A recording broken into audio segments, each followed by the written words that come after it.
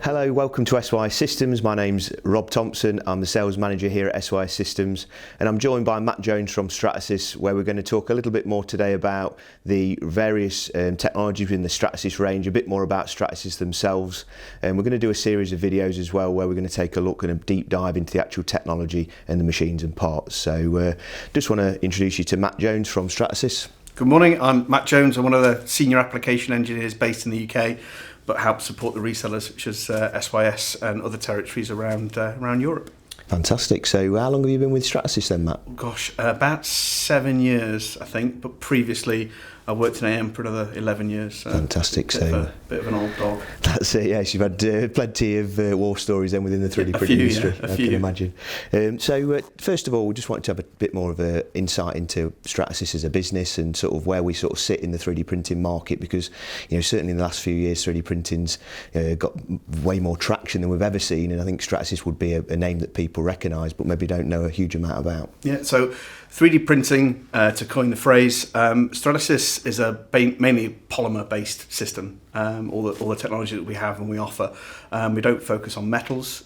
We've got 5 core technologies, but we're sort of moving away from 3D printing and more to additive manufacturing. So we want to invest our time, our effort, our R&D into producing machines that are capable of manufacturing large components, tens of thousands of components as well. So it's not just ones off and two offs, although you can still do that quite comfortably. So yeah, 5 technologies. You've got P3, which is the DLP, so digital light projection. You've got SAF, selection, absorption, fusion, which is a powder-based system. You've got FDM, clearly, which is one of the founding technologies, so fused deposition modelling. You've got PolyJet, again, one of the core technologies as well as, so that's the inkjet printing, but with a photopolymer resin.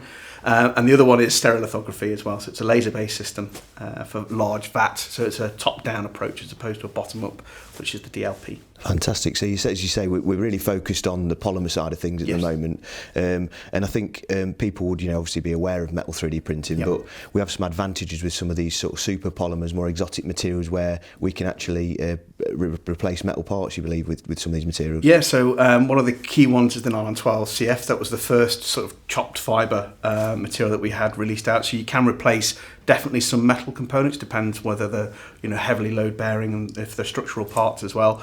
But yeah, you can do that. Then there's the nylon 10 material on the F123 series, the new carbon ready systems.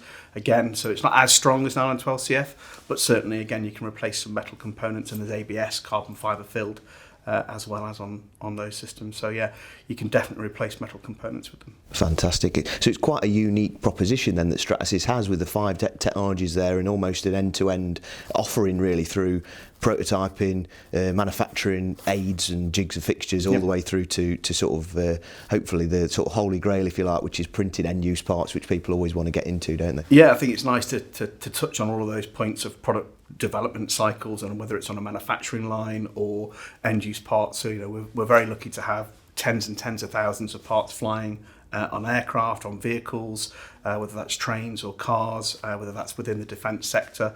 Then you've got dental, you've got hearing aid, the list is endless, product design for packaging. It's anything and everything you can think of, belt buckles, shoe soles, buttons, anything is possible, even printing on fabrics as well. So the Fabric X system as well will allow you to print fashion items or other components as well. Amazing. I mean, and that I think has been the one of the fascinating journeys that 3D printing's been on. The number of applications that have been customer driven, I suppose predominantly. What would you say the future is for 3D printing? Where do you see these things going? It's a very good question. So for me, application diversity is all around about the systems, but mainly the materials. So the more material offerings we have, the wider the application range can be. So the investment in my mind is always looking into new materials. Obviously future-proofing with new systems and new technologies as well, but it's about the core materials. So filled materials, fire retardant materials, ESD materials, biocompatible, whether that's on the P3 range, on the FDM, on the PolyJet, on the stereolithography, whatever. It doesn't matter if it's ceramic filled for composite tooling from the Neo range, or if it's the Ultem 1010, which is the sort of higher HDT from the FDM.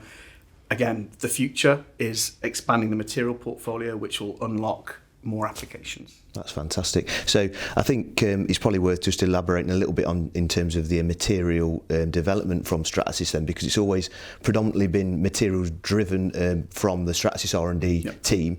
That's changing a little bit, I think, going forward in some instances, isn't it, in some technologies? Yeah. So there's still a big push towards us developing our own materials, but bringing in the expertise. So we recently purchased Covestro as a company, which allows us again to look at different photochemistries for the DLP range and also for the P3 and obviously for stereolithography as well. For the FDM side of things, it's those are mainly developed by us, although we have the OML version for the Fortis 450, which means you can purchase material from whoever you want, tweak the settings inside the machine, change extruder temperatures, flow rates, oven temperatures and things like that, so that you can optimize whatever material it is you want. So you're not locked into Stratasys to buy the materials.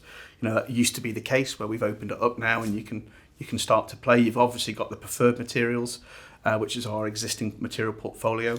You've got validated materials, which are ones that we've seen from third-party suppliers, which are very interesting to our install base, our customers already, and they've shown that interest. So we've taken that, we've done sort of 80-90% of the material validation, and then you can print it. If you need to tweak it, you can in the software or in GrabCAD. Fantastic. And in the P3 technology as well, predominantly in SL technologies, you've got the ability there to use third-party materials as well, I suppose. Yeah, so with P3, you've got the same thing. You've got the preferred materials, some validated, but then a completely unlocked version as well, where you can play with that. And again, the range from the stereolithography side is top-notch. You can put whatever you want in as long as it's the right wavelength of light for the system. It's been a really exciting couple of 3 years really since 2020, when we've had some new machine launches across the Polyjet. We've launched the J35, the J55, the Medijet, the Dentajet, just recently the J3 Dentajet as well. In the FDM world, we've had the F770, we've had the OML, as you say, for the 450. We've then released the P3 Origin 1. There's been some really exciting stuff, as you say, so plenty more to come, I think, from Stratasys in the coming years. For sure.